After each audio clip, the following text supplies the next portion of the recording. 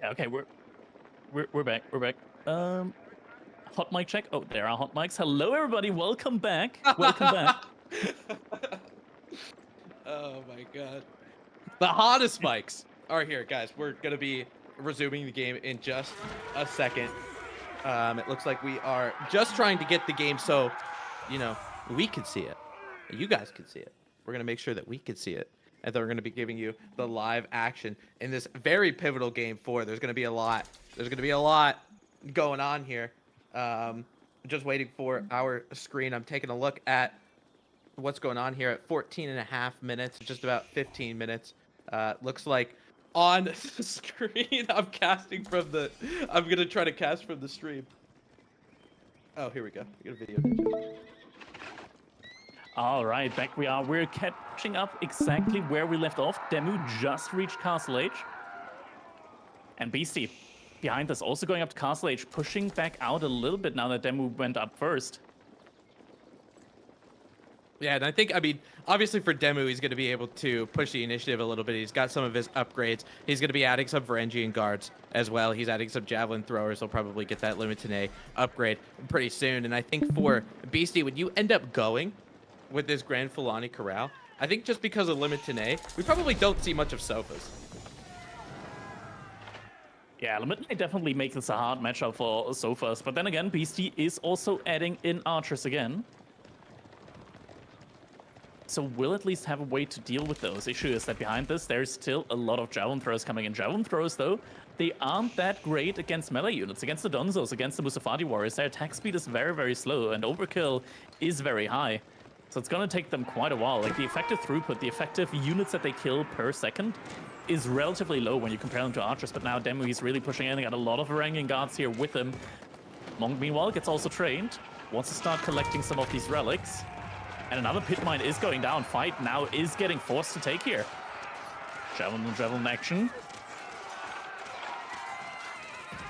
And it looks like, on this front line, some of the Varangian Guard is going to do a pretty good job against a lot of those Donzos. Musafati is going to be adding in for Beasty, trying to get some of these Varangian Guards to end up going down. And this was a hold, I feel like, from Beasty. Even though that pit mine ended up going down, he took a considerable amount of Byzantine troops with him.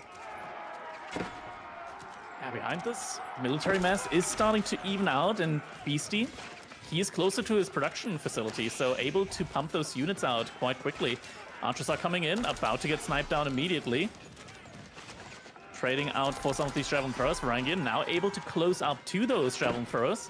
But still, overall, yeah, Beasty's holding this. Look at the food income. He's 1,400 food income ahead of Demu. What's going on there right now?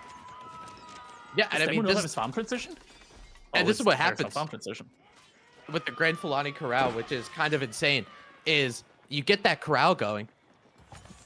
And then with all of this food per minute at 1,800 food per minute, he's going to be able to continuously pump units. And this is that Malian power spike that everybody's so scared of. It makes you shake in your boots. Military count 42 to 14. And look at how much military Beasty has in the queue right now. I think he might have turned this game around. Yeah, he barely lost any villagers. So far, the only thing that Demu really took care of was that one pit mine. But the transition to Castle Age is in now, and that's an additional pretty much like 600 food per minute that BC is getting now, just from being able to get up to that Castle Age. Yeah, there's so many units now. He's going to have to fall back to a single relic right now for Demu is going to give him some olive oil. But he's not queuing mercenaries right now. He's got 600 olive oil in the bank. Needs to start queuing more units, but oh my god, I'm not sure if he can hold this. That's just so many units right now streaming across the map. And still so much food that Beasty still has in reserves that he can pump out now with units. And that's, you're exactly right, Crackney. It's like, yeah, maybe he might be able to hold. There's a decent amount of range mass, and that aqueduct finally, Beasty going to be able to break Demu's water, and some of that cistern levels are going to end up going down. However, when this area, you might be able to hold this a little bit, but it's not like it's going to stop. So maybe, yeah, you hold wave 1, but we're playing Call of Duty Zombies at this point. There's going to be 3 or 4 waves back in this up. Already Musafati warriors out right now. There's only 10 Varangian guards. Still more javelin throws are coming in right now for Demu. The front line doesn't take a lot of range damage here. It's Varangian guards and Limitine. Also, the backline, mostly javelin throws, so the archers don't really perform too well here, but it's the mass of units right now that's just completely overrunning Demu's space here. Villagers, looks like there were some units that split off, so a couple of villagers are getting taken down. The farms, they're on the backside there. Oh man, this is just really, really tough right now. Yeah, I mean, Beasty is doing the best he can. I know from some of that Golden Horn Tower is making those camels, but those camels aren't going to do much for you except trying to absorb a lot of that archer fire, some of that Castle Age archers that he has. I'm not really sure. Did we look to see if Beasty has that poison yet? Beasty does have the poison arrows, and now some stealthed up Musafati warriors are slipping across the side there, running straight for Demu's farming economy now. Yeah, it's just a continuous stream of units that you see there coming out of Beasty's base behind this. The food income, it's just not stopping here for him. It's all completely passive, no more food transitioning needed right now. It's all just into gold. All the upgrades are going to be coming in, and behind this, all that Beasty needs to do right now is just diminish the economy that Demu has. Because behind this, in theory, Beasty is up like 20, 25 economic units if you count the cattle in. Yeah, and I mean, this is what happens when everything gets going for the Malians, right? I mean, it feels like for Demu, he did a really good job in Feudal Age. He was able to, stop that pit mine from going on, but as far as that cow boom situation goes, right behind that town center, it's very difficult to just get everything over there to try to take that out. And he was so consumed with the pit mine that corral ended up getting made, and those cows are going to end up getting a lot of food. And now with a military count of about 94 with no signs of slowing down, I feel like Beasty, at this point, he can kind of just beat his head against the keyboard and make any units he wants. Big fight now happening again. Some archers from Demu in there as well. Archers and javelin throwers. Is it going to be enough, though? It doesn't feel like it is, because the Musafati warriors, they just cleaned up the entire front line, and now they're acting as a meat shield for the archers. The poison arrows just deal so much damage, even able to deal with all of these javelin throws right now. Yeah, look, it's just so much damage just pushing through right now against the javelin throwers. Musafati warrior is still alive, more coming out. You can see this continuous line of units right now streaming out of Beasty space. 87 military to 15 military. And it feels like this is not something that Demu can come back from. And Beasty might be, finishing it off with a 3-1 in set number 1. Yeah, I mean, you could see just how once you get everything up and going, the Malian's just going to be able to produce all of those military and just overrun you. I mean, olive oil or otherwise, you can have a 5th resource, you can have a 6th resource if you want. Just for the ability for that corral and those pit mines to give you all of that income is so important. And Beasty will be taking this one, and we'll be taking the series, going to be moving on to the semifinals in a 3-1 display. But I'll be honest, Crackety, don't let the score fool you. There were so many games. I feel like all of these games were relatively close. Yeah, absolutely. Demu put up a great fight there. And if it was, I feel like maybe the Castle Age wasn't necessary there for Demu. As bad as it sounds, I think that you can definitely win this one in Feudal Age with the Byzantines. It took a lot of his tempo away again. Like, he was in a good spot, and then the Castle Age came. Suddenly, Beasty's pushing across the map gave him enough time for his own Castle Age there. Yeah, absolutely. I mean, just being able to hold a little bit, and I think it just goes to show. I mean, what if Beasty? I mean, he did get a little greedy with that South Pit Mine, but what if he got a little greedy and not made a lot more military? Right? He didn't end up getting that battle in Feudal. That could have been a Byzantines overrun just because of the military count that was there. The military count, it was probably about 30 to 20 for the most part for Demu in Feudal, but Beasty made just enough units to make sure he was able to get to that Castle Age. Well, and then we get to the busted Malian nature of spam, spam, spam. Something that usually we see the Byzantines do a little bit earlier. So yes, folks, that does mean that we are going to be saying farewell to the blessed Demu. Ben, we talked about this difficulty making a little bit of a deeper run. Unfortunately, he wasn't able to get past the quarterfinals here. But, tough with an opponent like Beast. I think we need to break down these games a little bit, though.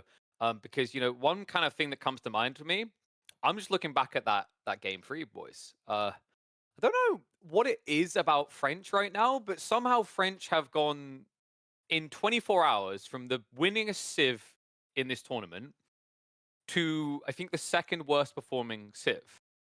And I'm wondering if Ben is onto something here, if there is maybe something unexplored about the French, because I love the fact he went for the cock crackety. I'm just not sure why those traders had to get deleted.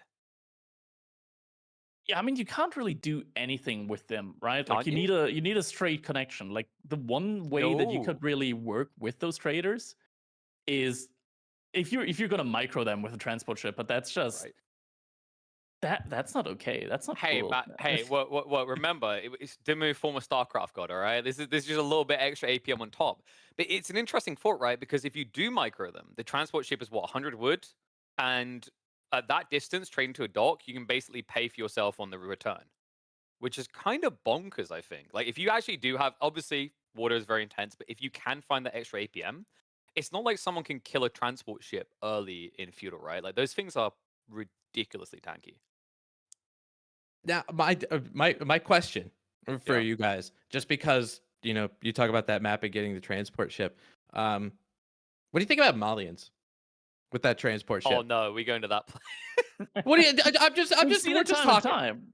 No one's doing We've seen it anything. We're time and just time talking. again. Like We have. it's really good. Like it can catch you off guard. It's like it's fitting for those chaos maps because it's just an Yes. additional chaos factor and it's catching your opponent off guard, and it's just not something that many players really know how to handle, and even if they know how to handle it, it's still very, very difficult.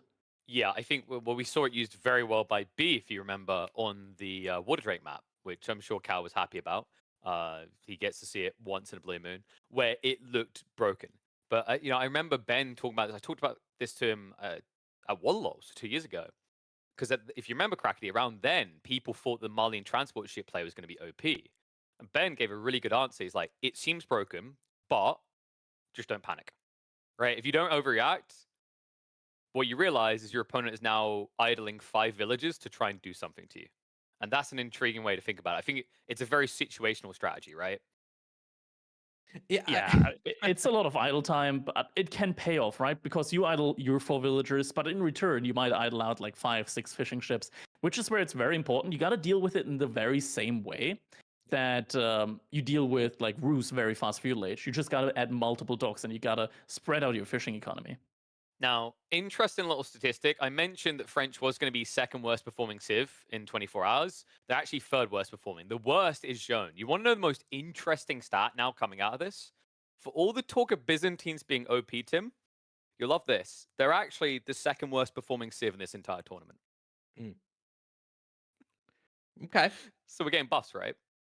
Yeah, I mean, obviously, the cistern. I think the first cistern is 10%, and probably bump that up. Yeah, I mean, you but probably what- want to bump that up to 20. Yeah, like, what? No. Whoa. I think we're underrating. It needs to be like 25, and then like what? Usually you get system level 2 by the time you're age 2, so maybe we make it like 40%. What do you think, Crackety? Yeah, gotta be able to like keep up with the HRE there in that regard. But jokes aside, I think the main reason why the Byzantines have like a really low win rate here at the moment is you're not going to be picking them on water maps. You're not going to be picking them on hybrid maps. If you do, then it's like already kind of like an auto loss situation there. And that kind of reduces the options that you have with when are you going to pick them, and also just kind of highlights for your opponent, oh, this is going to be a land map. My opponent drafted Byzantines. If he's going to pick Byzantines on any map, it's probably going to be there. I'm going to pick a civilization that can actually do well against Byzantines. Right. Well, with that in mind, Crackety just had to kind of, explain a Roman Empire situation, which means he needs to go and rock in a corner. Tim needs to go clear his desk, and we need to get ready for the second series because only one down. We've got 3 more to go. Next up, we're going to have Marine Lord versus B, an epic series you don't want to miss. We will try to adjust, make sure that the connection issues are done with. The only reason that happened, I checked, one of our observers forgot to activate his VPN today. Classic rookie mistake. Don't do him. Do different, use Surfshark, and we will see you in a few minutes when we get into our second series of the day between Marine Lord and B. Hi, I'm Beasty, founder of EGC, and let's just cut to the chase. When you purchase Surfshark VPN through our link during Master of Realms, you can pay as little as $2.09 a month and get 4 months free on top of that. And yes, I do know it sounds too good to be true, but it actually gets better. When you buy even the most basic version of Surfshark VPN At this quite frankly ridiculous price, you'll get their ad blocker thrown in for free, and you'll be able to use Surfshark on unlimited devices in your household. That's right, you can use your one single subscription on your computer, your phone, your Xbox, your TV, and on every device of every member of your household. And no matter how many devices you use your Surfshark VPN on, it will have absolutely no impact on your connection speed. And as far as I'm aware, Surfshark is the only major VPN provider to allow the use of one subscription on unlimited devices. Of course, there are also a bunch of other great reasons to use Surfshark as your VPN. Here are just a few. Surfshark have over 100 countries available on their VPN, so whatever location you're looking to connect on, you'll almost certainly be able to find it and connect at ultra high speed. Surfshark offers a full refund within 30 days on all of their products, so you can enjoy all the benefits of Surfshark totally risk-free, and if you decide it's not for you, simply contact them and get a total full refund.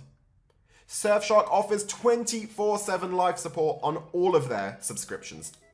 So if you ever encounter any kind of issue, they'll work to immediately sort it night or day.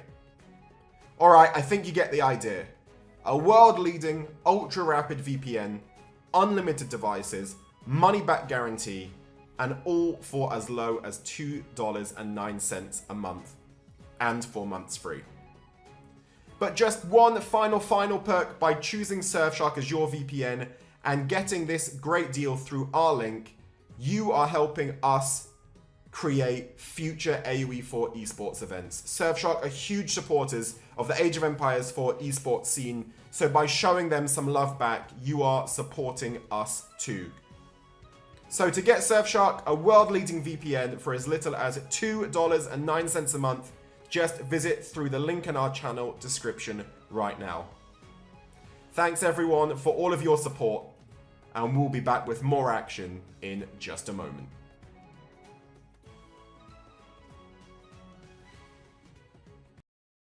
Welcome back to Master of Realms. If you just missed it, our first series has concluded. We just said farewell to the wonderful Benny Boy. Demu taken out 3-1 by Beasty.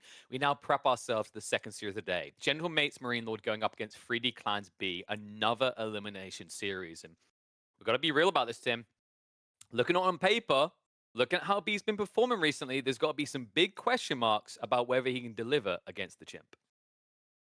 Yeah, I mean, whenever you see a Marine Lord in the lobby screen, it puts a little bit of fear in you. You know, especially as an opponent. I know if I was playing against Marine Lord, I'd be like, I don't know about this one. You know, it's going to be, it might be a little bit of a tough one. Starting out in this first game, also against Byzantines and English, I'll tell you what. I mean, English could take it to the Byzantines, man. That's a fair point right now, Crackety, right? Like, I mean, English is kind of weird. They've got this very one-dimensional build, it feels like. But still, even knowing what you're up against, time and time again, we're seeing Civs fall victim to it. Yeah, I mean, that's just the power of English here in this matchup. Like, what is one of the greatest strengths that the Byzantines have? Is that they get access to longbows. Big thing, say the English, they're like, oh, yeah, but I know longbows. And not just that, but they're also getting a knight unit for free in the feudal age. So they're able to immediately put the Byzantines on the back foot, able to harass those berries as soon as feudal age comes in, and just overall delay the mercenary production and then pile on with their feudal age play. Either that or they go 2TC. That's also completely fine. Get a nice castle age transition in, something that the Byzantines may find themselves struggling with, or at least they're going to find themselves struggling with when it comes to punishing it, because in the end, the English get longbows. They get the bonus attack speed aura. Byzantines don't get that. Sure, you can go for javelin throwers, but javelin throwers are only really great in mass, something that you'll find having trouble with if you're at the Byzantines, because you're going to be completely reliant on the olive oil for that. Yeah, and you know, like now we look at the wider map draft by Surfshark here, Tim. You know, look at the drafts above. Are there question marks there? I mean, look at what Marino got. He got the HRE. Is the reason I gave this question to you and not Crackety. He got the Rus. He got the Delhi. B, meanwhile, like, what am I seeing? I'm seeing some Mongols. A French pick again? Yeah, it's kind of, it's kind of wild. I mean, looking at how the map drafts are pretty much set, in this. It doesn't seem like a very good French tournament, because we talk about them on water and like, yeah, there's an open map on Dry Arabia, but like, there's other civs that you'd rather play on open, so you're just kind of whatever. Closed, you really don't want to do that because for French, you want to get knights over there, you want to do a lot of damage, you want to create some havoc in feudal age, and closed just gives you the natural barriers to do that. So I don't know. It just feels like just because B has the French in his arsenal, I like Marine Lord's draft better.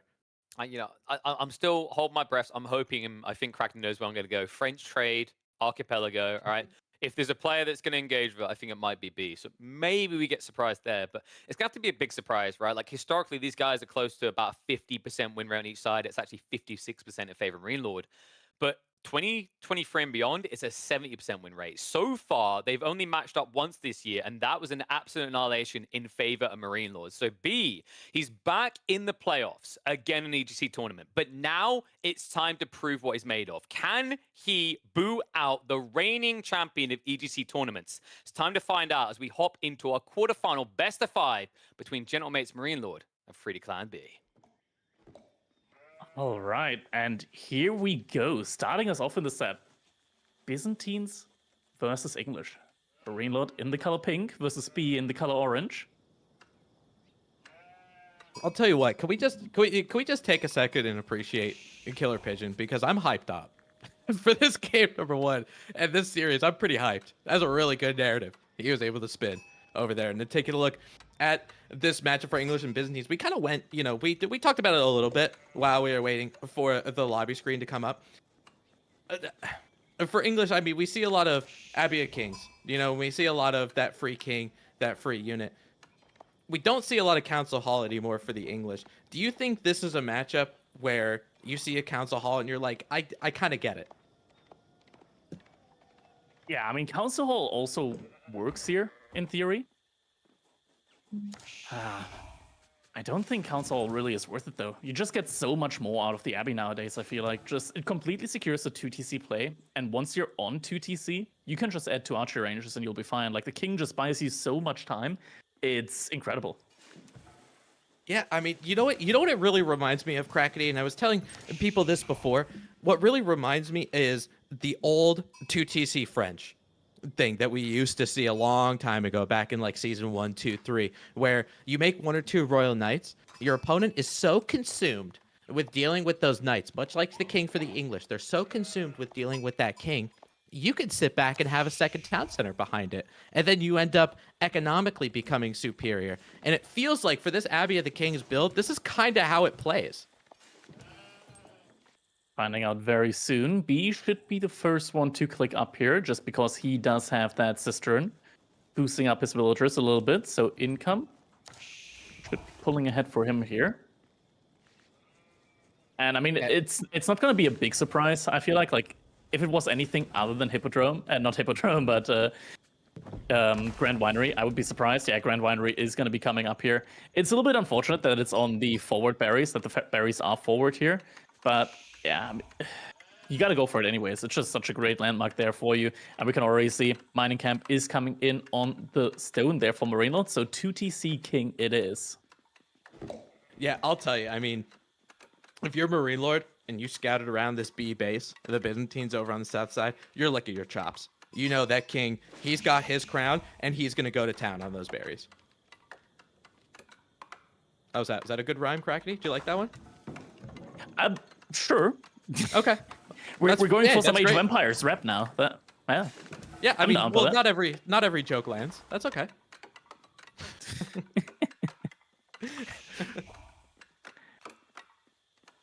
In the meantime, age ups are going to be coming in. Only 2 villagers on stone right now for Marine Lord, so it's going to be a little bit of a slower TC, I would say. So he's rushing up the age up. Makes sense. You want to have the King out ASAP, and I think the 4 villagers on the Abbey are then going to be transitioning over to stone. Or are they? Because I see a little waypoint there that puts them onto wood with the villagers, like shift click over to wood. Yeah, look, yeah, they're going to be going over to wood. Okay. That's going to be a lot of villagers on wood. And he's got, I mean, Marine Lord, he has such a great time. You know, for the Abbey of the King coming up, it'll probably be around 3:45 That king needs to have a coronation ceremony. You don't just spawn a king out of nowhere. So it takes a little bit of time for the English province to recognize their king. And Ooh, nice split.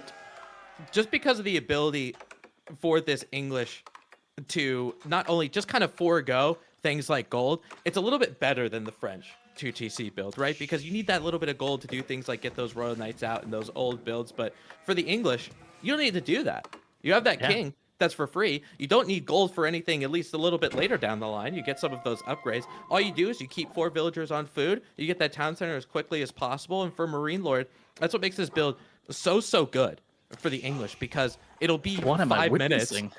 or less than that. The town center is going to go up. But B, we all know B likes to pull some shenanigans. No. Oh, no. Oh, no. They're dead. Oh, no. Wait a minute. What? Marine Lord, No Marine Lord, way. turn around. No way. Oh, my God. That dude. What? No way. They were visible for a split second. Marine Lord didn't pay attention. And now B. He's getting the villagers out. Villagers on B, though. Villagers on B are pulling back in time. But man, what are we witnessing here? What is B going for? Crackety, imagine spending so long to coronate a king in the English Empire, and you pick the one blind guy. He's oh, no, I know what he's going for. He's gonna be putting his mercenary house on Marine Lord's market. What units are in the market? Please, we gotta look at the market. Select the neutral market for Marine Lord. What units are inside? We got knights. Oh my god! Oh my god! Let's get some Royal Knights in here, ladies and gentlemen. French making an appearance here on a dry map. We just talked about how this wasn't a really good French tournament, but Viva la France. And Marine Lord's gonna get a taste of his own empire's medicine with a couple of these Royal Knights coming out. I love it. Oh, maybe not. No, B, please. I wanted to see it. I wanted to see it so bad. No, he doesn't scout. He hasn't scouted. He doesn't have the market scouted. He doesn't have the market scouted. Oh my god. But he must know where it is. He must know where it is. No, he's missing out on 50% production speed. Oh my god. He doesn't know. This is this is already chaos. You know, At least he's taking the berries, right? Yeah, man. He's getting some berries. Good for him. That's That work. king is going to be able to take down a villager. And what's really nice about that king is it's just going to be able to heal up. You know, so it does take, I've noticed too, because I've dabbled in some English over the past couple days, it's kind of crazy because for the English, like, it works a little bit better than a knight just because of its healing potential. It has double the amount of chivalry. So really, all you have to do, you can get in there, you can take some TC arrow fire, and then it ends up healing with no problems. Now, B, you just saw that Q from some of those units. The Limit Tenay are going to be able to pop up. I think they're going to be popping up more so on the northern side. He's got a Merc house there with some javelin throwers. And I think Marine Lord, I don't know if he scouted this or not. I do see a pink blob over there on the northern side. I think he does see it, so he will know it's coming. Wait, where's the villager? No, no, that must be a misclick. That must be a misclick. Villagers, no, B, what's going on? What? No, What are we doing? He went for the berries. He went for the berries, but he didn't finish the mill. He didn't finish the mill. Oh my god, and those English villagers just got some target practice on him. The drop off all the way at the TC. And well, yeah. I feel like this game might be ending rather sooner than we anticipated, but it's been one of the games of Age of Empires, to say the least. Oh One man, of the games. This is a game. This is a barn burner. You know, B is going to be using those Byzantine villagers to try to take some hits on this king. His berries are getting pretty much stalled out. Oh yeah. Let's get some some flaming rams in here, ladies and gentlemen. Let's get some napalm, some Greek fire in the morning. B. Those berries, they're not worth the blood with which you're trying to get them. But yeah, B, losing those 3 villagers just puts him very, very far behind economically, which he's already at, right? All the units inside the ram now. Is he at least gonna be able to idle out some of the economy here? Probably not a lot. He can clown car a little bit with the javelin throwers there. But now, I mean, B, he's got units there, and Marino, he can just use his villagers. But I'll tell you, for what B has, he has a good composition against what Marine Lord's trying to do. All he does is he pops out the Spearman. He does a fantastic job of clown carring and just making sure that this ram ends up staying alive. You know, I mean, just because of the fact that he only has one ram, you're going to be able to repair this town center pretty well, but at the cost of wood, so it's going to take a little bit of resources to do this. I feel like for B, he's just trying to create a sense of chaos. Right? He's microing the best he can. He's just trying to create a sense of chaos and to keep that 2 town center English, just try to keep him on his toes. Limit Tene are going to end up going down, however. There's too many longbowmen. The defender's advantage is going to be there. That's going to be some dead Limit Tene. And before you know it, that Counclar is blown up in the flames that it was jettisoning out from the front of it. And a lot of these are going to end up going down to Limit Tene, the javelin throwers and everything. So this is kind of it's a failed rush attempt from B. And now when you're B at this particular area, you know, we're 9.5 minutes of the game, your production building is in a different area code. So when you're at B, now what do you do? Yeah. Wouldn't want to be in this situation. And yeah, he also deleted his cistern just in order to get a cheaper one inside of his base. Yeah, he's getting an outpost up now. So my guess is that now from this, he wants to go into fast castle age. Which, to be fair, he's got a decent path towards it. Almost has the food for it. The thing is, Marine Lord's 13 villagers ahead already. Mm-hmm. And you know, like with B, that Limit Tene, you saw it traverse north right next to that neutral trading post, and he probably saw that trading post, and he's like, "Oh, you gotta be kidding me!" I see that thing right there. Yeah, doesn't feel great right now in this position. Marine Lord still has production buildings. He's making more units. Age-up should be coming in soon. Probably needs another minute, actually. Doesn't have the gold. Macro wasn't quite there for Castle Age. Also lacking any economy upgrades. Marine Lord's also just now getting his first eco upgrade. Double Broad Eggs is coming in.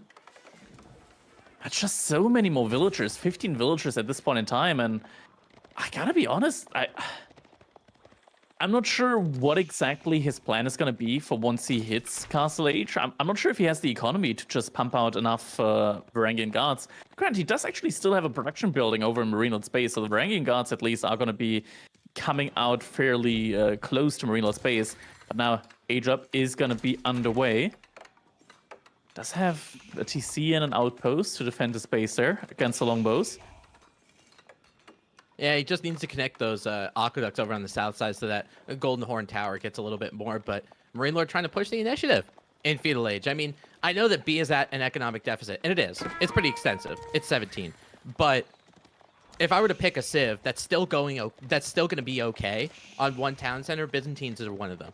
Right? Just because the ability to get some of that olive oil and then using the Golden Horn to get some of those extra units. So it could just be a small amount of time and B ends up getting a military mass, but Marine Lord is going to be trying to take down this outpost. He does see the Golden Horn going up, and for Longbowmen, yeah, they're trying to hit some of those Limit Tene, and those Limit Tene are going to end up going down. He might be able to pick off some villagers, and that's what he does. He targets them directly. One villager goes down with the Longbowman. I'm not seeing any Limit Tene. I'm seeing pseudo Limit Tene with villagers pulling the Akratoy defense, but they will be going down in the process. It looks like a king will be going down too, so he's going to have to coronate another one. Just that little bit of idle time, you know, from Marine Lord. It just means a couple extra villagers. Now he's got a plus 23 lead, and with that Golden Horn coming up, it's great. It's a big building, but it's going to take a little bit of time for some mercantile units to actually get out of there. I think Marine Lord, like, he's buying himself more than enough time. But he's actually not going immediately for Varangian guards. Instead, the first monk is now coming out, wants to get the relics, wants to at least... I think if he gets 3 relics, then I say maybe. Because with 3 relics, suddenly you get 240 more olive oil. Suddenly you're able to mass a lot of military. And that can help you here. That can help you here a lot. And I think he needs it. Something that I'm scratching my head at right now is the single crossbow that's coming out. What's he gonna do? Second crossbow. I think for B, he might be expecting that Marine Lord's going to hit Castle Age, right? He's expecting that Marine Lord's going to hit Castle Age, and he's expecting some men-at-arms to come out. So maybe he's just preparing, you know. But probably B doesn't know there's still 12 longbows out. Oh, and yeah. he's positioning them at the relics. I think this is great. Just having 1 or 2, right? Just having a longbowman at one of these relics. It just makes sure that monk gets a little bit, gets that little bit of damage, and the Longbowman will be able to keep up with the Monk just because of how slow it is, right? So overall, it's a pretty good play, and at the cost of, you know, just about 90 resources, you're going to be able to stop a Relic. I love it. Yeah. At the same time, though, B is moving towards the second relics with some military units of his own, so should be able to potentially secure 2 relics here. But now, with the White Tower up, Knights are going to be produced exceptionally fast.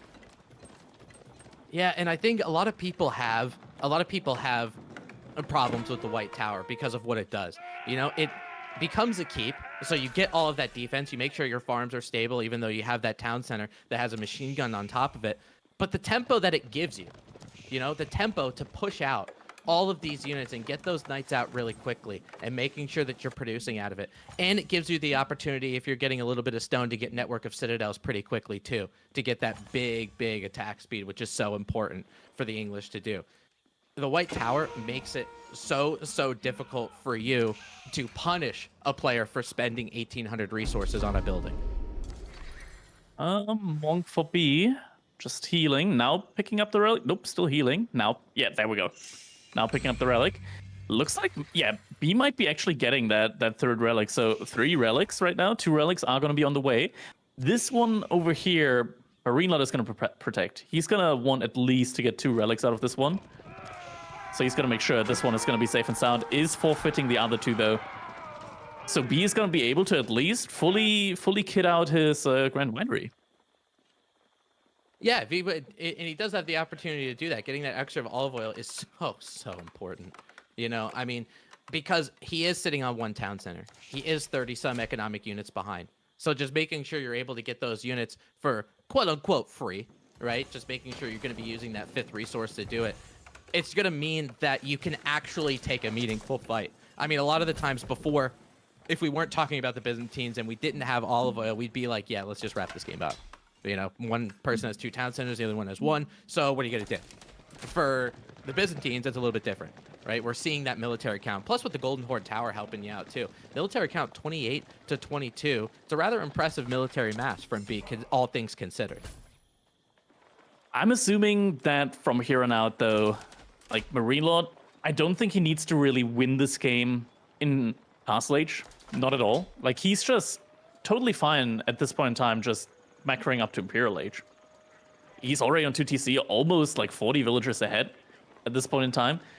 His economy is just on another level at this point in time. We get a slight engagement here. Lemitane, they're not in shield wall formation, taking a lot of damage.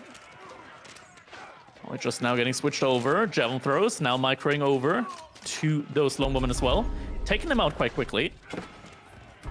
Yeah, I mean, these longbowmen are going to go down, but the longbowmen go down a little bit too late. Right? I mean, a lot of the Lemitane ended up going down. It looks like some horsemen are kind of bothered by that one Lemitane, but just because of the fact that there's 4 or 5 horsemen here, it's going to make B try to back up. I really like Marine Lord's engagement here, and just like you said about this game going a little bit longer, is Marine Lord can continuously reproduce this stuff. Yeah. King is now getting reproduced as well. And Marine Lord, he's just making horsemen right now. Horsemen are going to be great now to just be able to keep his opponent on his side of the map. Just having that ability to rush in, rush past with all of that movement speed. B, for the most part, is walled, but most importantly, he's not fully walled. And you want to be fully walled when you're up against horsemen. As long as there's just a gap somewhere, the horseman can just dive through. Yeah, that can get so frustrating, right? I mean, for B, just because he doesn't have that many villagers, all of them are working really well, right, with the cistern level, but they just got to be working. You got to make sure they're working and doing something. Now, a couple of those camel riders. 4B is going to create some camel unease, and one of the best counters to horsemen do end up being those camel riders. But with all those longbowmen in the back, they make for very quick work. There's no unease anymore. They get that 20% back, and they're going to be able to bring those longbowmen, or those javelin throwers, excuse me, and those crossbowmen to the south side and getting them to back up. I understand that B's trying to push the initiative. I understand that he wants to be aggressive against the 2 town center English, but if I had to pick a civilization not to attack, I would want to pick the English. Yeah, not just that. B, he was floating a lot of olive oil, so he's got a lot of javelin throws in queue right now, but he needs them on the field. And this is really hurting him right now. He's behind in military. There's 12 horsemen in queue for Marine Lord, and it's just not letting up. not a lot of Limiter in queue at the moment for B, if any at all, and the villagers that he sent forward to build that siege workshop all get picked off. 8 villagers down for B at the moment, in a situation where Marinelord's been on 2 TC for the last 12 minutes. Yeah, I mean, you look at the resources per minute, on the top right and the top left-hand part of your screen.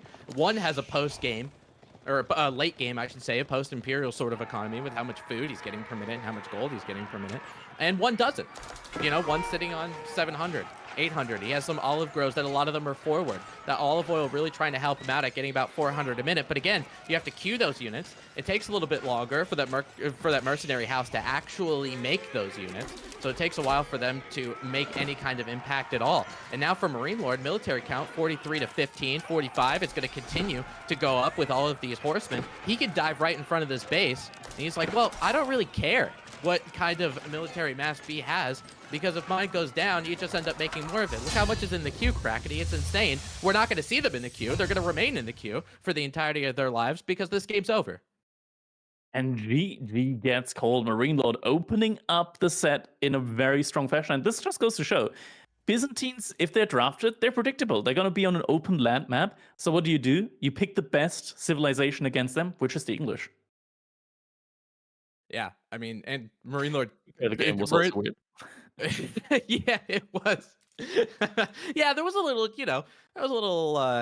little chaos that was going on. Very fitting for the Master of Realms tournament. But, I mean, you're exactly right against the English. I mean, they just play so well in the Byzantines, man. I mean, it's so difficult if you're a Byzantine player and thinking about the longbowmen that you're going to see and thinking about the king that's going to harass your berry bushes. It's so troubling. And now Marine Lord taking that 1-0 lead heading into game number 2 of this series. And we have, from B, we have more French on this map. Crackety. Yeah, KP alluded to us earlier. Maybe we do see some trade happening, Demu wasn't a big fan of it. He deleted his traders. And it's going to be micro-intensive, putting your traders in a transport ship, sending them all the way over to market, popping them out again, clicking on the market, going back into the transport ship, and so on and so forth. You do that a couple of times, you get some resource in and out. Is it going to be worth it? Probably. It's still going to be a lot of micro. And especially on water maps, micro can mean everything because you have to look at so many angles at the same time. Ships could be coming in from any side. And we say it again, snowballs. It is just so easy to snowball on water. And when your attention is split, that just makes it all the much harder. Oh, yeah. It's all about Crackety. I'm really glad that you said that because we have about 2 minutes. And, that's a really... That's a really good amount of time to talk about snowballing. So let's think about this for a second. Okay? Let's think about this. When you have a civilization like the French, whether on water, whether on land, you need that little bit of time, the first 4 or 5 minutes, to make sure that you pack the snow correctly. Even on water, it makes it a little bit easier because of the amount of precipitation that's out there. Okay? So you might be able to pack a little bit of snow. However, you're going to be able to do that within the first 4. I'm in my element now, Crackety. You're just along for the ride. You got about 4 or 5 minutes to be able to do that. And it's all about getting a good feudal age time, right? If you wanted to do things like water trade, right? You got to make sure that you have the map control, the water control in order to do that, to trade behind it. And what does that mean? You got to pack that snow correctly. You got to make sure you're getting all of your military mass going at the easiest time or the quickest time, because then you pack that really good snow, it becomes a snowball. Before you know it, you start to add that trade in the back. You have a lot of those ships and taking fights over on the Order of the Dragon side, and then all of a sudden there's an avalanche that you cannot stop.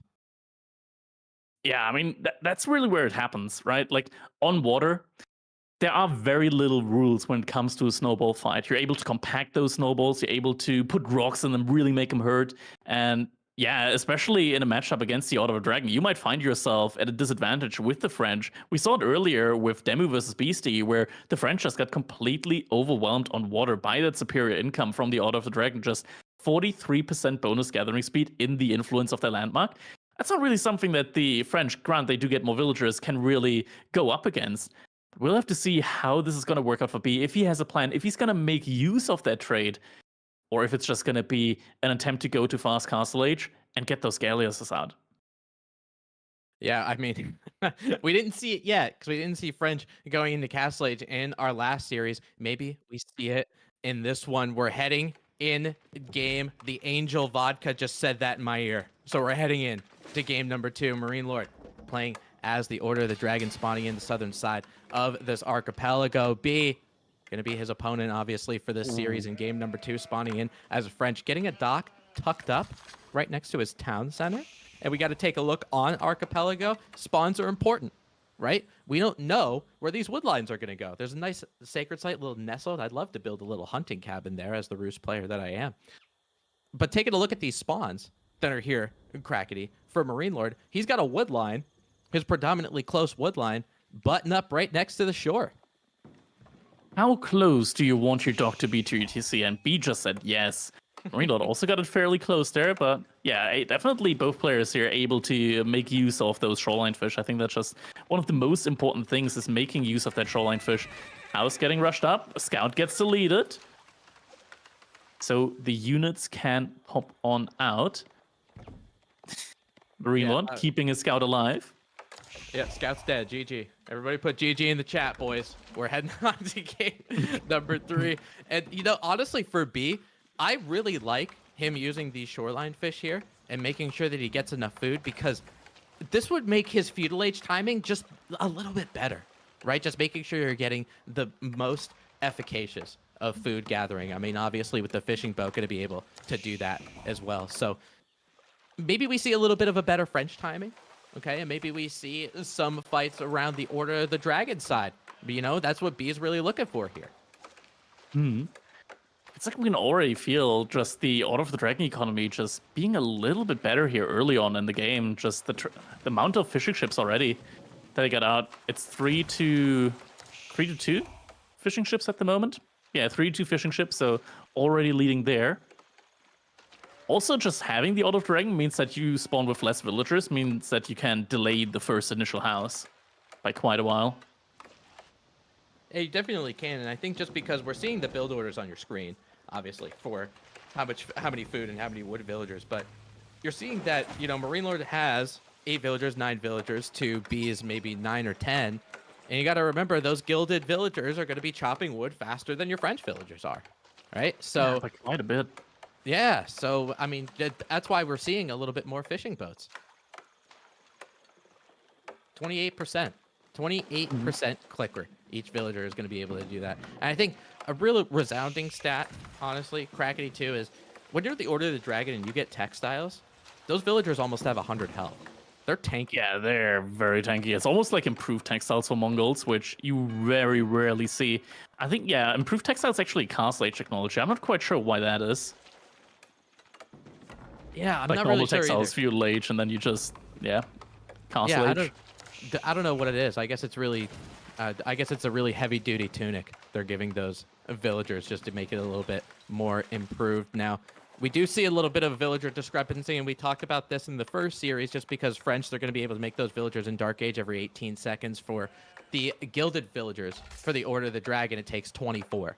So we will see a little bit of a difference, right? That 6-second difference, it's a 25% difference. It's pretty big, right? But just because of the fact that for how well they're able to chop wood, number one. Number two, how well they're going to be able to chop it with the Aachen Chapel around it, which is what I would imagine Marine Lord ends up doing. It just makes it so, now that I've seen it in the first series, Crackety, I've kind of made my mind up to the point where that French economic bonus is kind of null and void based on, you know, playing against Order of the Dragon.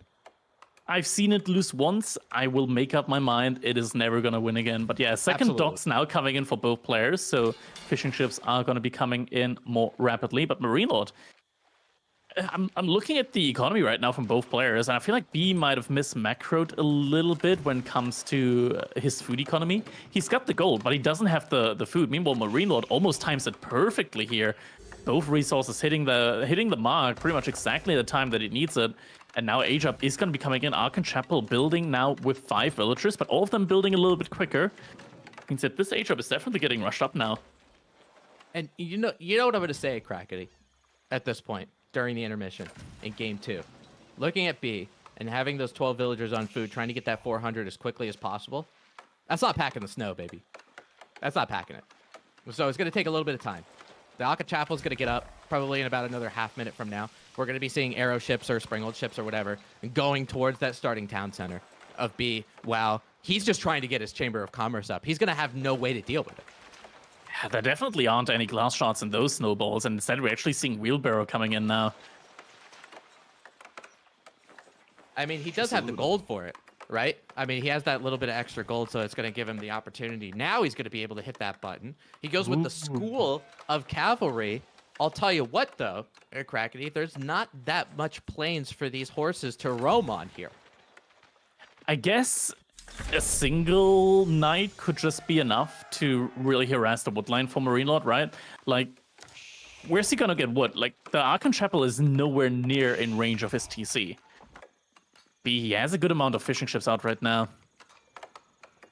Yeah, and I could definitely wreak havoc there, I want to say. But Yeah, I think so too. very soon the archer ship is going to be coming in. And I don't feel like B really has what it takes when it comes to timing to deal with the archer ship just came out. School of Cavalry getting rushed up with 11 villagers, but B, he still doesn't have the wood in order to get a single ship out. Should be coming in with the AE trouble very, very soon, but there's going to be a time where he doesn't have that at all. And looks like the fishing ship from Marine Lord didn't immediately find B. They're kind of far away here from each other at this point in time. This might buy B enough time to deal with this. And that's kind of different on Archipelago, because we talked about the spawns and like the resource layout, but actually where these civilizations are, sometimes they don't spawn on opposite sides, right? We saw that in the first series. That dock is going to end up getting denied from that Order of the Dragon Galley, and some of these fishing boats are going to have to run from their lives, trying to get a little deposit, trying to get a little dodge going. Might be a little bit helpful for him, but now B going to be in the feudal age. He's making an arrow ship. Arrow ship does end up coming out. He does have a little bit of a heal from the dock, but Marine Lord, he's not really worried. He's not really worried about that galley. He's not trying to take some fights. He's just trying to idle some boats, and he's doing a good job. Marine Lord, I think he accidentally sent a couple of ships over to B side. They are now moving back again. Yeah, he sent 2 fishing ships out. Not quite sure what that was about. I think he just added in a couple more fishing ships and still had the waypoint from sending his military across. Galley is now going to be moving back. Marine Lord. Economy, granted that the villager production speed is different, still kind of like neck and neck. I want to say Marine Lord is slightly ahead here right now when it comes to the economy. We can tell, like, wood-wise, he's definitely ahead in this one. Oh, absolutely. I mean, that's 300 more wood per minute. That makes a big difference, right? And I think for Marine Lord, as this game keeps going on longer, right, you keep using that Aachen Chapel to its benefit. It just means you're going to end up getting more ships down the line. And I think that's a little bit different and a little diversion from what we saw in the first series, right? Was Beasty, as soon as he hit feudal age, he's like, yeah, I'm ready to ship it. Right, I'm ready to get I'm trying to get all my boats over there. But just because of the way they spawn too on opposite sides, it just means that there's a little bit of stalling on both sides. But springled ships for Marine Lord, he's got 2 of them. Good demo. That springled ship going down because of that demo. I know what you're thinking. Everybody in chat's like, it's just 1 ship. It's not a big deal. But the fact that you only have a military count of anywhere from 10 to 20 at this point of the game, it's massive. Oh, and the galley also getting taken down, and as soon as the galley gets taken down, Marine Lord immediately cues a demo ship. I think he knows the position that his opponent is in right now. And yeah, it's just so much military difference here right now. The one thing that makes me worried, though, for Marine Lord, the one thing that makes me think that maybe his push could stall out here, is that he doesn't really have a lot of archer ships. He has only a single one at the front that can get sniped, and then the demo ships have free reign all of a sudden. Yeah, I think that's the biggest problem too, Crackety. You're absolutely right. I mean, having some of those springled ships for Marine Lord, if they're going to be in harm's way, it looks like they're going to be trying to snipe that demo ship out. How many springled bolts it actually takes to make that thing explode? But it does end up going down. We have a springled ship count of 4 to 2. That galley ends up going down rather quickly. Military count for Marine Lord, 30 to 25. It looks like a little bit of an improvement. Some demo ships. There's no arrow ships here, though.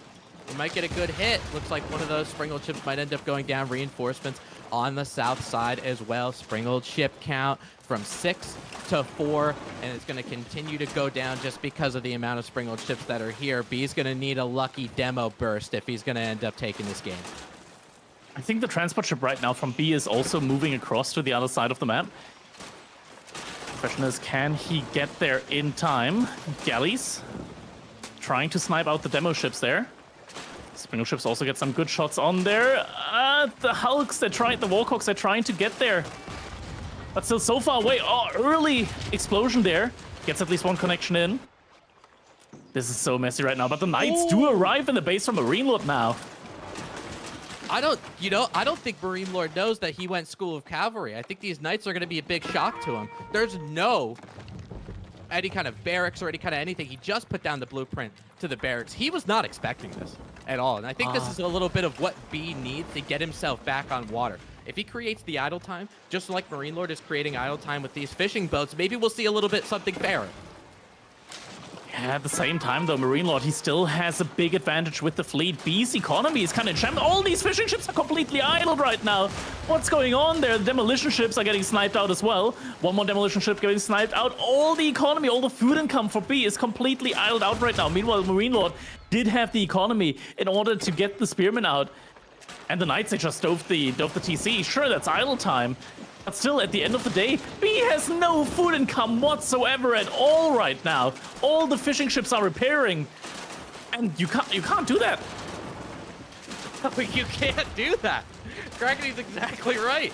He's got a food income of about 69 per minute. Nice. It looks like it's going to be going up just a little bit to 125. But again, these fishing boats, they're just spending time repairing. Now there's enough Springle chips. You're at this kind of critical mass now that as long as you're able to see the demo ships come out, they're really not going to do anything for you. You know, so a lot of these Springle chips now for French, they're going to be having to run for their lives. It looks like B's trying to queue up just a little bit of fishing boats. Again, that's going to sit in the queue. Order the Dragon, again, just decimates the French water player in rather convincing fashion. It's 2-0 Marine Lord now. Marine Lord sprinting to that match point now. 2-0 in the series already for him. And B, some interesting plays here, some interesting strategies, but in the end, just not quite paying off. A little bit of a micro mistake here, micro mistake there. Macro not quite there when it came to the H-up timing, just putting him way behind in this one. And in the end, Marine Lord just not allowing those kind of mistakes. Yeah, I mean, and that's what makes the top of the top players, right? Is maybe your macro going up to Feudal Age wasn't that 100% get that 400, 200 just like Marine Lord did. But when you're in the Master of Realms quarterfinals, that makes an impact, right? That makes a pretty significant impact. And B just really couldn't get the ground running when it came to a lot of his naval ships and a lot of his fishing economy. But now we're ready for a little bit of chaos on A little bit of Floodplain. chaos indeed. Floodplain, another map from the chaos category, and we see Malians facing off against the HRE here. And Mali on water, you know, B, he knows Mali on water. He plays them a couple of times here and there, and yeah, they work pretty decently for him. On the other hand side, HRE for Marine Lord, also pretty good civilization, very similar to the Order of the Dragons, and I feel like in many situations, the HRE nowadays, they can kind of deal with the Mali. But I do like to see Malians here on Floodplain, especially because the way this map kind of works is you don't really have a lot of space inside of your base, but you do have enough for cattle boom, for cow boom. And that can work to Malians' benefit there. There aren't any type of fish on Floodplain. So if it drags out to a little bit of a longer game, Mali can have a pretty darn good advantage when it comes to their food economy. Yeah, I mean, if they get it all up and running, you know, you're exactly right. I think one of the things that's pretty frustrating, I would say, when you're playing against the Malian players, it's so difficult to try to disrupt those cattle ranches, you know, because you can put them right next to the town centers, right? So they just have that little bit of defense while you're trying to get that passive economy. And if you have a large enough army to dive a town center, you probably won the game anyway, right? So it's frustrating. It certainly is. And now that we're going to be talking about HRE, I'm trying not to tilt you off the face of the earth. So maybe we won't talk about HRE too much, but being on water, they have that wood economy. We just saw Order of the Dragon do it. And they're kind of like you said, they're kind of like HRE light in terms of getting that wood economy going. But I think because there's a little bit of chaos here, and we are in the category of chaos, B is one with chaos. We might even see some transport ship plays. Yeah, 100%. I would be surprised if we didn't see any transport ship plays coming in here from him.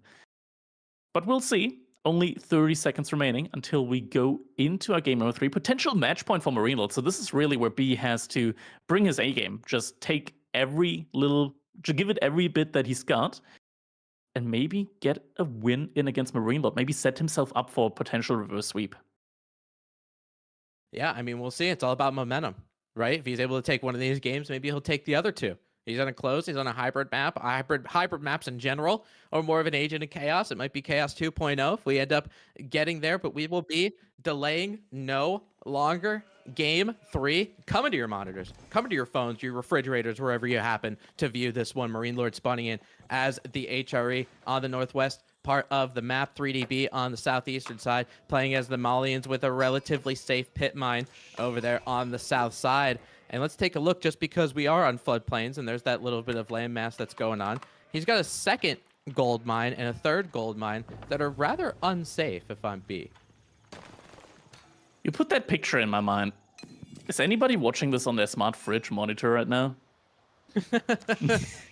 I'm telling you, we got a decent amount of people here, Crackety. There's one or two. There's got to be one or two that are watching from the fridge and they're like, man, this guy gets me. And then I made a fan for the rest of their lives. So, you know, it's important to say. I saw an ad recently for like the the screens that some fridges have now, but that in like the plates where, oh my god, my English, like in your oven basically. Oh, that's what you love. You start to you can watch some EGC tournament plays from your oven while you're making a nice dozen cinnamon buns. You know, that seems like a very good. It's a nice Sunday. Combination. Yeah. Yeah, exactly. That's a very good Sunday. So take a look, jokes and cinnamon buns aside, I guess. Take a look at this Malian player now. I want to see, looking at some of these islands. I mean, obviously you see that the islands, they'll have some relics, they'll have some sacred sites, and all of that kind of stuff. If you're looking at this map here, and you're seeing what the HRE has in terms of where they're going to put their Akkad Chapel and stuff, which spawn is more favorable to you? I want to say that B spawn is pretty good here. Like Marine Lord, he wants to put his Archon next to a wood line, right? Like in general, you really want to buff up your wood income and your food income with the HRE. I don't really see a ton of great spots for that for Marine Lord right now. He might just put it next to the berries and the gold, but that's also just very suboptimal. Like you really want to have it next to the wood line. And indeed, yeah, Marine Lord is gonna put it right next to his TC there and next to the wood line. So definitely not ideal here. At most, he's gonna be buffing up the food and the wood there. No gold buff at all. And he's also blocking a couple of farming spots there for himself. Overall, not the end of the world, but definitely doesn't feel great right off the bat. Yeah, I noticed that. You know, I mean, with this Akkad Chapel, it will get built pretty quickly with 5 villagers on it, and I understand the use of it, right? You want to use it as a lumber camp, but then when the trees end up going away, you're going to be ending up getting all of those farms and ending up kind of going that way later into the game. Now for HRE, when you're playing up against Malians, you have more experience playing with HRE than I do. When you're going up against Malians, are you looking for that stereotypical HRE fast castle regnants into some relics? I don't think so. I think that in this matchup, like HRE, I talked about this a little bit earlier. Malians can be very susceptible to just massing up a ton of units. So I think HRE nowadays, with their bonus movement speed, they can just mass a ton of units. And Mali, they might try their best with just trying to counter mass, like get the javelin throws out or whatnot. It still might not be enough. And lucky scouting here for Marine Lord sees a villager moving out from B. What could that villager be planning here now? He's getting a dock up next to the neutral market. Man, dock up is pretty. Again, dock up is pretty interesting. I'm surprised if, you know, with this dock, I mean, obviously we're not seeing any kind of fish around or any of that kind of stuff. Maybe he's going to add a little bit of navy to make sure he can get his passive economy going. But you're exactly right about the HRE, just because I think a lot of people, if you haven't been underestimating it, you probably should. Because of the fact that the HREs, all of those units, those men-at-arms, those archers, all of those foot soldiers, just move a little bit quicker. And you might be thinking, well, it's a little bit quicker. It's a couple, 0.1 tiles or 0.15 tiles. Is that really that big of a difference? And yeah, it is. You're able to dictate the fights that you want. You're able to get out of fights if you have infantry versus infantry. So you're right. I mean, with the HRE going into a feudal age, you can make some of those feudal age units, and you can end up taking engagements that you want. Yeah. Looks like B is now opting for his first archership here. Definitely going to be interesting. So I see a lot of players now on this map. They're opting for just mainly water-based military. The issue with that against the HRE at the moment is like, what is B gonna really reach here when it comes to yeah, the stretch that the archership here can really attack? That's gonna be the main question. Like the first goal definitely isn't gonna be in range. The woodline isn't gonna be in range. Marine Lord, is that a second dock that I see that he's building right now? Something interesting to keep in mind as well. Yeah, it is a second dock. This water, units can walk over it, and you can build structures on it. Mainly, you can build walls, you can build outposts, and you can build keeps on this like shallow water. But you can't build anything else. Like you can't build a house, you can't build production buildings on there. Oh, but it's only defensive structures. So keeps. Yeah, and it's just that kind of stuff. just keeps. Yeah, just keeps, outposts, and walls. Well, that's really nice because when you build a keep here on this water, it comes with its own moat. How great is that? More sheep getting dropped off now for Marine Lord. He's now also getting his own ship out, so might just be a classic old water warfare that we're going to be seeing here. Yeah, and I think that might be ending up to be the play. It looks like for Marine Lord, he's going to be adding some Springald ships. It's pretty interesting because, when you're in feudal age, it seems like you're really going to dictate in terms of using ships. But then once you get to castle age, if there is a castle age in this game, it feels like I'm just kind of theory crafting here, but you make a little bit of siege and you're going to end up like using Springalds per se and take down a lot of the boats that are hovering around here. More Springald ships right now for Marine Lord. A couple of demo ships already out for B. Some micro coming out now. Trying to dodge the archer ship, not quite able to do so.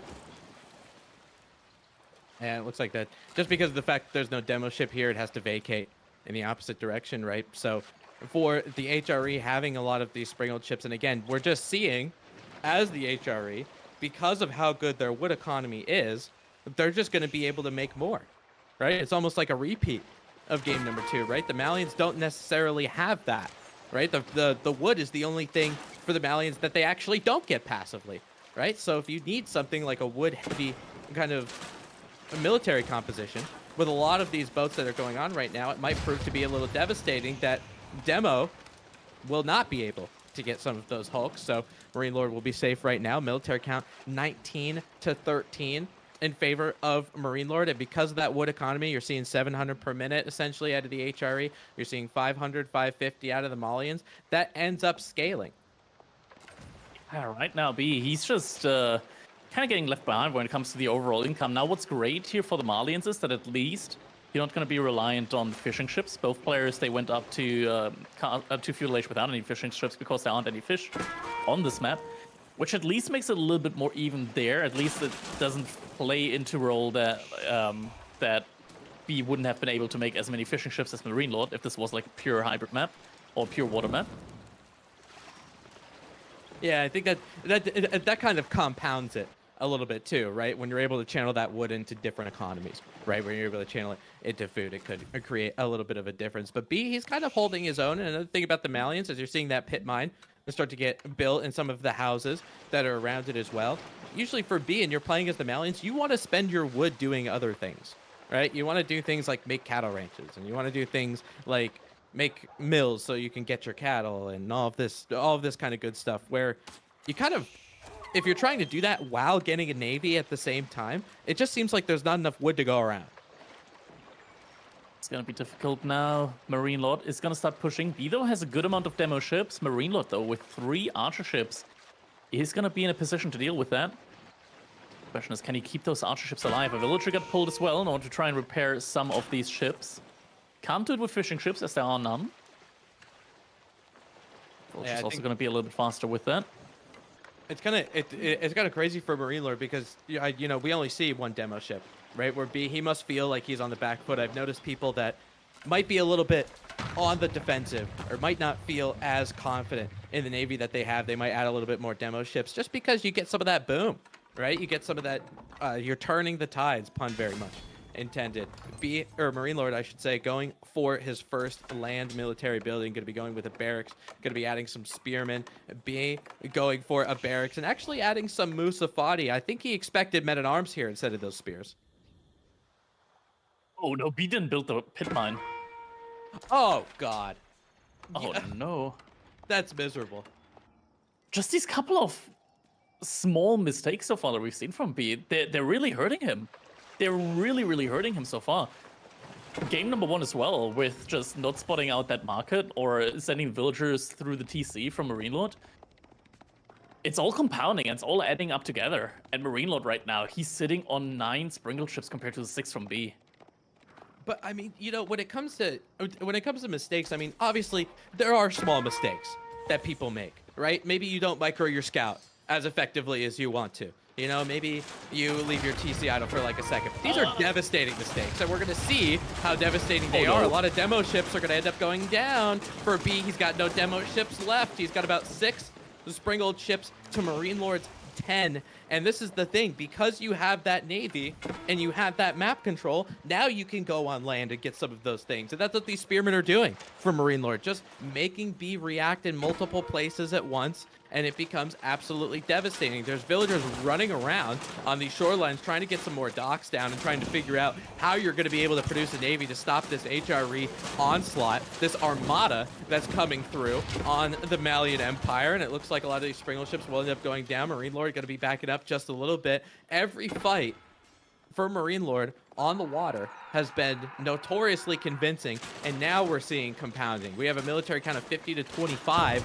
B trying to get some naval arrow slits on some of these docks, but the thing of it is, there's just not enough ships for the Malians to end up protecting this dock and making that arrow slits pay off, so it's going to go down.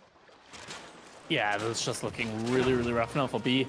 Honestly, without even any cattle at this point in time, I'm not sure what his win condition is. I don't see it really at the moment. Marine Lord, he's starting to at least chop through the area that his Archon Chapel can realistically overlook, or rather inspire. Yeah, it's 15 Springle ships to 6 right now. At least the Archer ship is getting focused down. And that kind of furthers the analysis of the Malians here too, because he just didn't have the wood to make those cattle runs, and if he did, he'd have even less ships than he has already. So he kind of went all in on this Navy to try to compete with the HRE, but we're seeing all of these Malian Springled ships going down. It was just a recipe for disaster. Demo ship getting sniped as well. It's just too many Hulks now at this point in time. Even like these singular demo ships that are coming out, they're just getting sniped out immediately. Yeah, and I think using that galley back for the HRE is really, really going to help. And it looks like Marine Lord, just basically with all of the Hulks that he has, the only thing he's trying to do is just trying to find these Malian docks. That's really interesting. Demo ship just passing on some of those Springled ships, and will end up going down, so that dock will not be long for this world either. It's very interesting on this map because the docks could really be kind of everywhere. So you got to really figure them out and try to get rid of that military production, those production buildings, to make it easier for you. Outposts obviously going to help for Marine Lord. He will be trying to help with that particular area. And those outposts, I feel like they're so important on this map. And they would even be categorized as overpowered on this map because of how much damage an outpost can do to a ship. Oh man, I think B might be realizing at this point in time, right? Like, there's not a lot that he can do to come back from this position now. Behind this Marine Lord, I think he's also adding in more and more farms now at this point as well. Yeah, the villager is coming out now. I think he finally noticed, oh wait, my pit mine hasn't been built yet. Oh, just too bad that villager is coming back at a point where the ships are there, so he's getting taken down, and B calls a GG. Marine Lord in a clean fashion. able to win the set 3-0. Yeah, I mean, obviously, Marine Lord's some of the best, right? He is.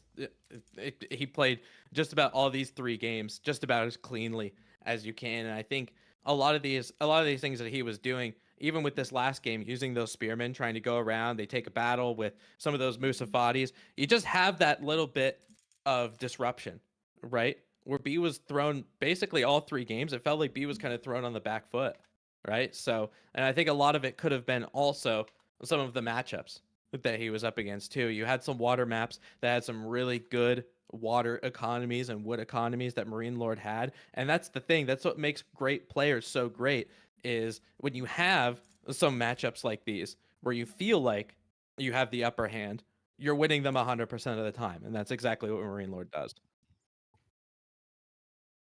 Well, it looks like the win rate will not change for Marine Lord in 2024. He retains that 100% win rate up against B.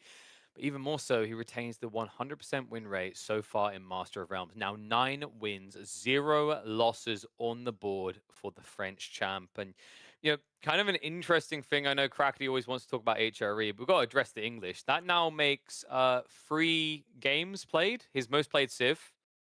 Every single one of them a win.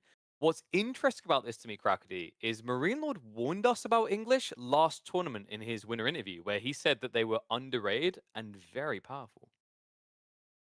Yeah, I mean, it's just a lot of these things that suddenly play in together, right? Like you're getting the king for free now, and it just so many values. Like it was already really good before, just having the king. I think the cost got reduced at one point as well to just being 100 food, 100 gold. You're able to just really cover insanely well for that 2TC, and really, at this point in time, it feels like with that king, you're able to delay your opponent so much that even if your opponent is on 1TC, with your 2TC timing, you're going to be like, what, at most like half a minute behind when it comes to clicking up to Castle Age. And then you have a keep immediately. And that just makes English such an incredibly obnoxious civ to deal with at the moment. Like, really, it's just insanely tough to really deal with the English. It feels like you need a civilization that doesn't need to invest a lot into reacting to the king and also being able to scale the economy behind that. And, you know, I think that opening game is a really big focus point. So I feel like really when we're looking at the series, Tim, game 2, game 3, if we're just going to call it what it was a one-sided stomp, not much pivoting. Game 1, we at least saw the creativity B was known for. Do you feel like maybe the teeth got knocked out in that first one and then he lost the confidence that we're used to seeing, like these proxy bases, these sneaky plays? They just didn't seem to exist in the rest of these series. Yeah, I mean that's certainly plausible, KP. I mean, with that first game, you know, I this is a really, you know, when on paper, I feel like this is a tournament made for 3DB, right? Being in Master of Realms, you have so many of these maps where you could do some cheeky plays, you could think a little bit outside the box, and that's what we know B for being, you know? So he tried it in that first game, and you're right. Maybe a little bit of that confidence scaled back, and he's like, okay, maybe let's just play like normal. You know, maybe Marine Lord can't get, you know, we can't get cheeky against Marine Lord, but on water maps, I just think he just ran up to some bad matchups right now. Yeah, and you know that's the worry is if you're playing orderly Age of Empires 4, we know that's exactly where Marine Lord thrives. He's always this min-max optimizer, that standardized type of play. I mean, I had moments of excitement in that game. I remember I was like, ooh, it's the Anatan play. I could tell those two have been scrimming together, but maybe Marine Lord will try it. I know he's been scrimming a lot of Anatan as well. But boys, I think it's about time we hop to a short break. Guys, when we're on the break, there might be a dip in the stream for maybe 30 seconds straight while we just get all the production features back up that you guys love so much. If you are enjoying those production features, be sure to take advantage of that Surfshark offer right now, because that lets Surfshark know that you love the fact that they have come back for the second tournament in a row for Age of Empires 4, and it lets them know that you want them to come back for a third tournament, all for the low price, about €2 a month. Absolute bargain. Did I mention that with that Surfshark, you could probably buy yourself some cheap games that will save you more than that in the long run? But next up, we hop into the bro showdowns. It's not going to be Spaniards killing Spaniards and Canadians killing Canadians. Instead, it's going to be an intercontinental blitzer. As up next, we have got Puppy Paw versus Lucifron, followed by Wham versus Vortex. All that still to come after a short break. Hi, I'm Beasty, founder of EGC, and let's just cut to the chase.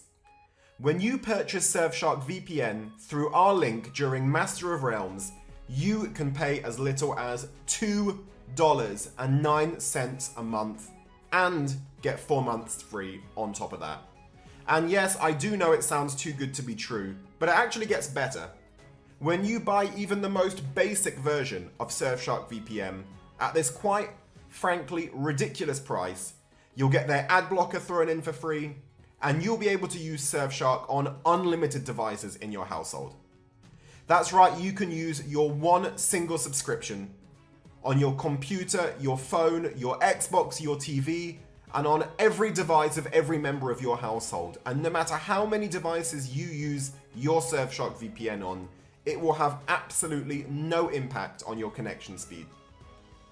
And as far as I'm aware, Surfshark is the only major VPN provider to allow the use of one subscription on unlimited devices. Of course, there are also a bunch of other great reasons to use Surfshark as your VPN. Here are just a few. Surfshark have over 100 countries available on their VPN, so whatever location you're looking to connect on, you'll almost certainly be able to find it and connect at ultra high speed. Surfshark offers a full refund within 30 days on all of their products, so you can enjoy all the benefits of Surfshark totally risk-free, and if you decide it's not for you, simply contact them and get a total full refund. Surfshark offers 24/7 live support on all of their subscriptions. So if you ever encounter any kind of issue, they'll work to immediately sort it night or day. Alright, I think you get the idea. A world-leading, ultra-rapid VPN, unlimited devices, money-back guarantee, and all for as low as $2.09 a month, and 4 months free. But just one final perk by choosing Surfshark as your VPN and getting this great deal through our link, you are helping us create future AoE4 esports events. Surfshark are huge supporters of the Age of Empires 4 esports scene, so by showing them some love back, you are supporting us too. So to get Surfshark, a world-leading VPN for as little as $2.09 a month, just visit through the link in our channel description right now. Thanks everyone for all of your support, and we'll be back with more action in just a moment. You just give away to Cat the entire map for food. He's on the berries in the south, he's on the hunt, he's just comfortably gathering wherever he wants, and his rally point is in your eco with no threats.